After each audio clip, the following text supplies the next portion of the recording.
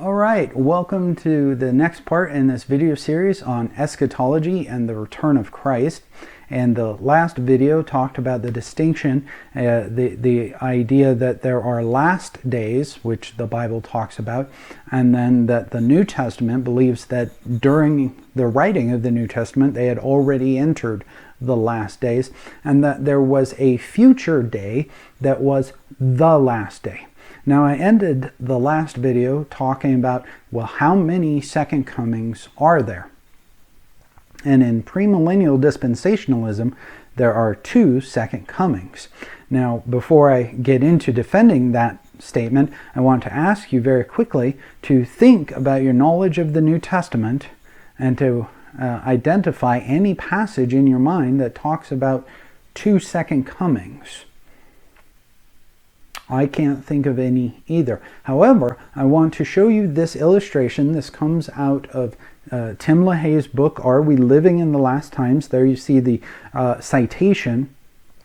And Tim LaHaye, a champion within the premillennial dispensational view, has this chart to show the events of the end times, the second coming of Christ in his view. And there are 2 second comings in premillennial dispensationalism. Now, according to his worldview, according to his eschatological view, we are in the period called the Church Age, and the Church Age ends with the Rapture, which is the first second coming. Then there is a 7-year tribulation, and then there is a second coming, and that is where the millennia begins. Now, just so that nobody can say that I am misrepresenting the premillennial dispensational view, I want to take some quotes from books authored by premillennialists. This comes from The Rapture of the Church by Curtis Hutson. He writes, in the first phase of his comings. Now, they don't use the terms that I just used, a first second coming and a second coming. They prefer terms like here, Mr. Hutson is using the term phase. I've also heard twofold second coming. Once again, I would love for you to take a moment and think about your knowledge of the New Testament. Any place that mentions a 2-stage second coming, any place that mentions the second coming happening in phases or mentions it coming in stages or anything like that, I can't think of any. I wonder if you can think of any. But getting back to the rapture of the church, in the first phase of his coming, he is coming for his saints. So that's 1. In the second phase of his coming, he comes back with his saints. So that's 2. There are 2 second comings in premillennial dispensationalism. Now, he is not alone in this position. You can actually see how Lindsey, the author of the late great Planet Earth, once again a standard work within premillennial dispensationalism on page 142-43. Another reason we support the idea that the rapture and the second coming are separate events is that the second coming is said to be visible to the whole earth. Now, I actually agree there with the latter part of his statement, that the second coming is said in Scripture to be visible to the whole earth. I disagree with him, though, breaking the rapture and the second coming into a first second coming and a second coming. Going back to Tim LaHaye, you'll recognize that name because he is the author of those Left Behind books. Here, again, in his book, Are We Living in the End Times, page 103-104, the coming of Christ must occur in 2 installments. Again, language that, they of course don't want to say a first, second coming, a second coming. Instead, they opt for a phrase like 2 installments. The coming of Christ must occur in 2 installments because they are for different groups of people and to fulfill different purposes. The first second coming is the rapture, when all of the living and dead Christians will be snatched up to be with Christ in the Father's house. So that's the left behind rapture.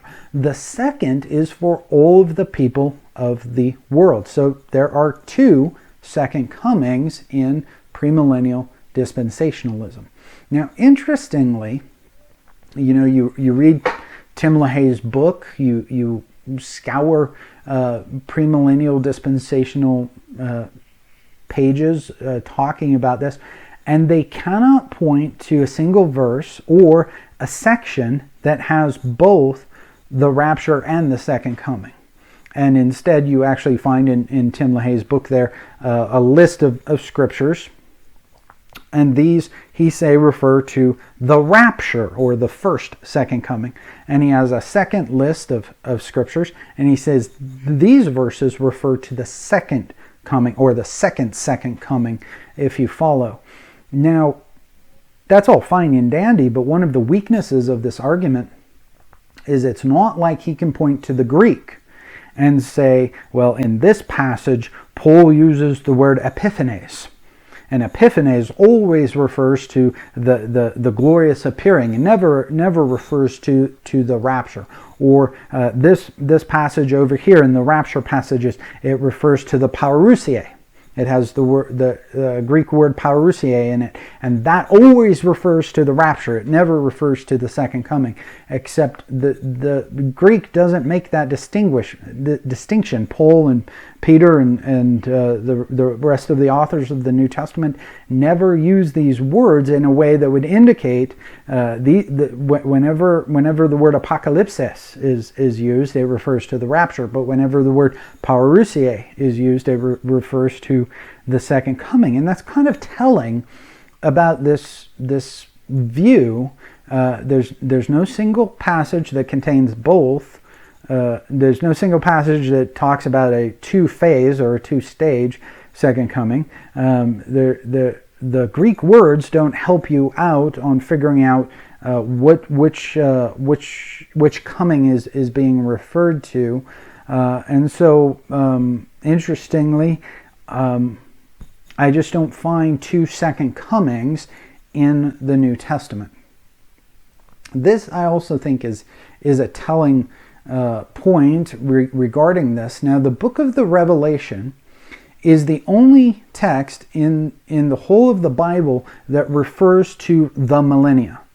Now, there are passages that refer to a time. There are passages that refer to a time of peace, or a time of God's reign, or things like that. But the author never uses the word millennia, and never indicates a 1,000-year period or anything like that. The book of the Revelation is the only book that mentions the millennia.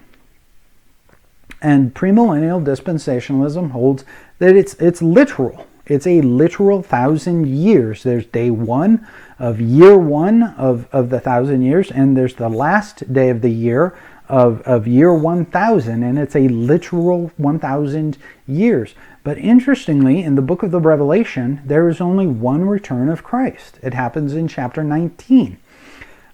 They can't agree, premillennial dispensationalists can't agree when you read the book of the Revelation where the rapture is.